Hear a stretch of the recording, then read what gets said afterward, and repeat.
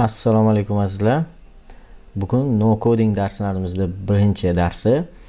Xo'sh, birinchi darsimizda biza Framer bilan tanishib olamiz. No coding platformasi bo'lgan Framer. Xo'sh, birinchi framer.com saytiga kiramiz va bizada bu yerda Framerda imkoniyatlari to'liq qilib ko'rsatilgan. Bir sayt bilan tanishib chiqqan yaxshiroq. Nimalar qilish mumkin? Xo'sh, Framerda birinchi imkoniyati, ya'ni sun'iy intellekt bilan siz prompt yozasiz va sizga saytda tayyor maketini tayyorlab beradi. Maketni keyin siz tezda o'zgartirib chiqib 10 minut ichida saytingizni tayyorlab olsangiz bo'ladi. Ikkinchi qulayliklardan biri bu dizaynerlar uchun juda ham sodda, oddiy interfeys. Ya'ni xuddi Figmaga ishlaganda ishlayverasiz, ya'ni rasm chizyapsiz, dizayn yaratyapsiz, uni to'g'ridan to'g'ri u veb-saytga o'girib beradi. KMS, ya'ni saytdagi ma'lumotlarni dinamik o'zgartirish imkoniyatini beradi. Har bitta saytda yoziladigan matnlarni siz dinamik ravishda admin panelkasini yaratib, o'sha yerdan boshqarishingiz mumkin. Keyingisi esa jamoaviy ishlash. Ya'ni jamoaviy ishlash deganda nima? Siz bitta proyekt ochib olasiz. O'sha proyektingizda siz do'stingizni yoki boshqa dizaynerni taklif qilasiz, invite qilasiz va bitta loyihani ustida 4-5 kishi ishlasa bo'ladi, bemalol, undan ziyoda. Ya'ni jamoa studiya, ya'ni web studiya bo'lib ishlasangiz bo'ladi. Bemalol imkoniyati bor. Framerda yana boshqa narsalar ham bor. Masalan, resurslar bo'limida marketplace bor o'zini. Marketplace'ga kirsangizlar, bu yerga tayyor shablonlar, pluginlar, komponentlar, vektorli grafikalar tayyor qilingan. Bu yerdan siz bepulligini sotib olishingiz mumkin. Ko'rib turganingizdek, bepul saytlar ham bor, ya'ni bepul shablonlar va pullik shablonlar ham bor. Keyinchalik siz Framerda o'rganib zo'r professional bo'lsangiz, siz ham o'zingizda marketplace'ingizni Framer saytiga ochib, mana bunaqa dizaynlar yaratib, shablonlar yaratib, bemalol sotsangiz ham bo'ladi bu yerda. Shunaqa imkoniyati bor. Mana shablonlar sotishingiz mumkin, pluginlar sotishingiz mumkin, komponentlar sotishingiz mumkin. Tayyor biznes desa ham bo'ladi buni. Ya'ni zakaz kutib olishingiz shart emas. Shu darajada zo'r bilsangiz, ya'ni dizayn qoidalarini, zo'r dizayner bo'lsangiz, sizga hozirda o'ziga o'sha ishingiz tayyor. Marketing bilan tanishib chiqamiz. Mana communityga kirsangizlar, bu yerda razraботчиklar ham bor. Siz razraботчик ham bo'lib ishlay olasiz. Ya'ni kompaniya o'ziga sizni web razraботчик qilib oladi. Mana. Va web razraботчик sifatida ishlashingiz ham mumkin. Yana bitta imkoniyati bor, challenge. Kompaniya tomonidan challenge o'tkaziladi. Kompaniya o'zi challengelar e'lon qiladi. Challenge-ni dastlabki narxi $5000 dan $10000 sizga challenge taklif qiladi. Challenge-ga qatnashib bemalol yutishingiz mumkin. Mana pul ishlash mumkin. Mana challenge leaderboardini ko'ramiz. Shu paytgacha sarflangan bonus $1 million gacha byudjet ajratgan challenge-ga. Hozir qatnashchilari 623 ta ekan. Xo'sh, Framerda pullik versiyasi ham bor, bepul versiyasi ham bor. Pullik versiyasi, ya'ni mana paketlari bor, o'zini oyiga $10, $30 yoki $100 gacha. Xo'sh, bizaga $10 yetadi, lekin bizaga hozir boshlashimiz uchun, o'rganishimiz uchun hech qanaqa paketini sotib olmaymiz. Bemalol, ya'ni bepul versiyasini ishlatsak bo'ladi. Pullik versiya bilan bepul versiyaning nima farqi bor? Pullik versiyada, ya'ni saytni publish qilayotgan payti, ya'ni deploy qilayotgan payti sizga domenni subdomen qilib beradi. Ya'ni qanaqadir sizning domeningiz, ya'ni saytingizda oti .framer.com bo'ladi, например. Agar siz buni $10 sotib olsangiz, sizga o'zingiz domen sotib olib, oddiygina qilib site.uz deb yozib ketsangiz ham bo'laveradi. Ya'ni ulab qo'ysangiz bo'ladi. Shu imkoniyatini beradi. Mana bu yerda ko'rsatibdi. Birinchidan o'zingizning domeningizga ruxsat beradi. Ikkinchisi esa sun'iy intellekt bilan sizga tokenlarni bepul ishlash imkoniyatini beradi. Xo'sh, keyingisi esa sizni hostingizni saqlaydi. Ya'ni boshiga aytib o'tgandik biza hech qanaqa serverlar kerak bo'lmaydi degandek. O'z saytlarni обычно qanday qilamiz? Siz saytni yaratamiz, ya'ni kodlarini yozamiz. Kodlarni yozgandan keyin hosting, domen sotib olinadi.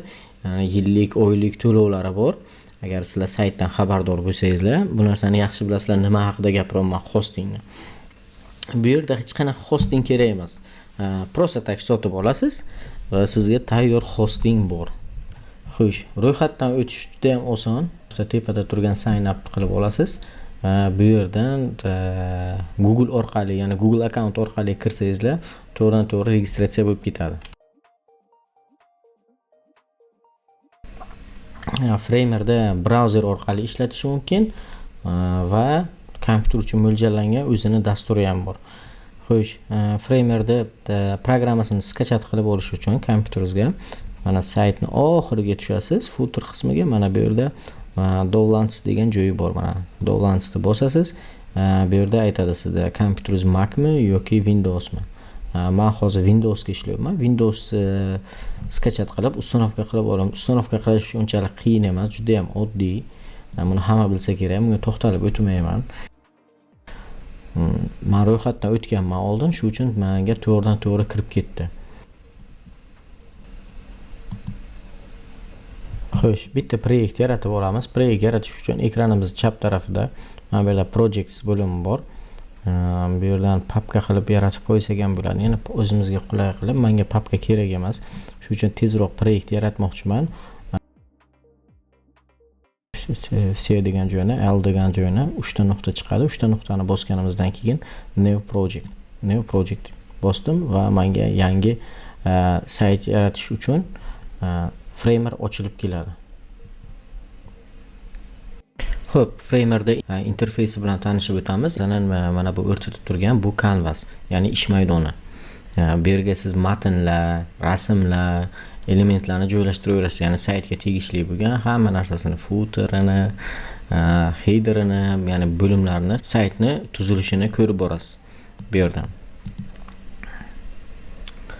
Ekranning chap tarafida esa biza mana pages, ya'ni sahifalar bo'limi bor, layerlar bo'limi bor. Har bitta element qatlamlari turadi bu yerda, ya'ni sloylar, layerlar va assetlar. Assetlar esa yuklamalar deyiladi o'zbekchasiga.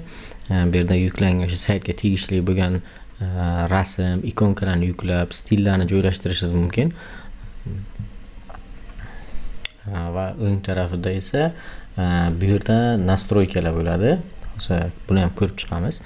Alohida yuqorida esa toolbar, ya'ni instrumentlar paneli.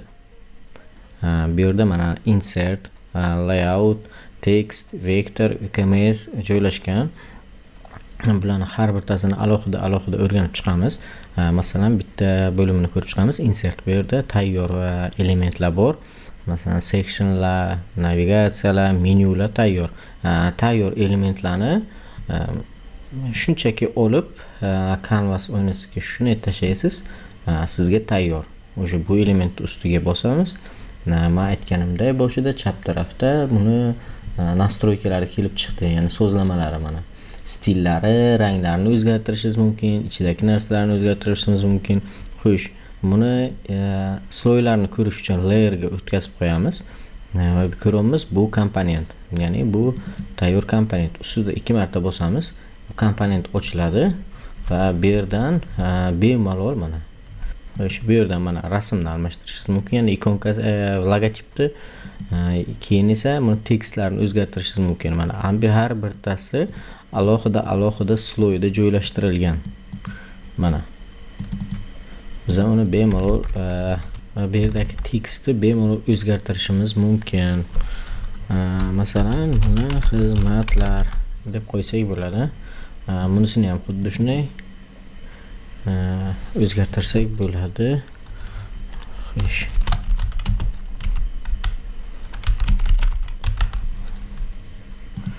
Mana shunday qilib ketma-ketlik bilan o'zgartirish mumkin. Endi ko'ramiz. Ustiga bosib, bu yerga matnlarni rangini, shriftini o'zgartirishimiz mumkin. shu matnimizni belgilab olamiz. O'ng tarafdan esa matnimizni o'zgartirib olamiz. Ya'ni nastroykasini qilib olamiz. Rangini o'zgartirishimiz mumkin, shriftini o'zgartirishimiz mumkin, fontini o'zgartirishimiz mumkin. Masalan, mana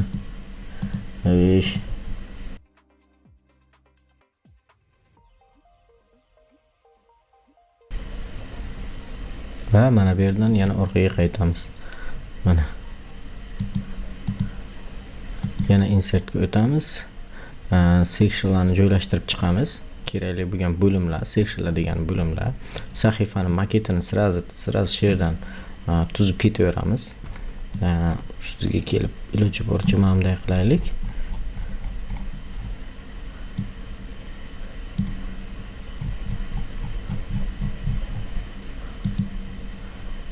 Mana tayyor elementlar va bilan joylashtiryapman. Saytim tayyor. Va footer qismini ham ko'ramiz. Footer qismi bor ekan. Footer qismi ham bormi? Va shu footerda sal boshqacharoq qilmoqchiman. Mana.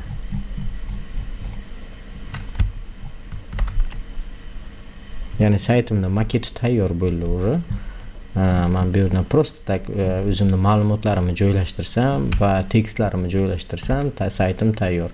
Va mana bu yerdan preview degan joy bor. Previewdan bossam, bu yerdan bemalol saytimni ko'rishim mumkin. Mana.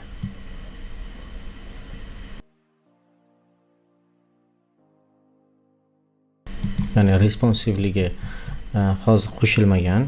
Responsive qilish uchun breakpoint qo'shish kerak bo'ladi. Breakpointni mana bu yerdan masalan tayyor o'zi razmerlar. Men qo'shdim. Telefon uchun ham qo'shdim.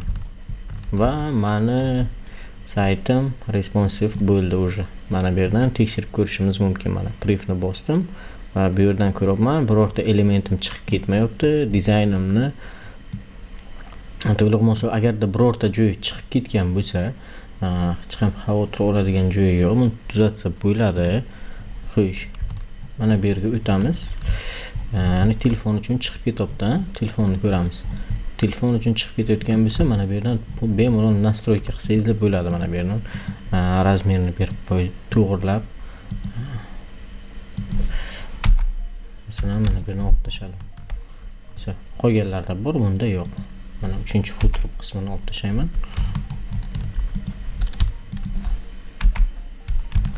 Bu shunchaki hozir qisqa obzor bo'ldi. Keyingi darslarimizda biz to'liq professional veb-saytlar qilib ko'ramiz. To'liq professional dizaynlar qilamiz. Figmada o'zimizda professional veb-saytimizni yaratib, Figmadan keyin bu yoqda olib o'tamiz. Ya'ni framerga chizib ko'rsataman.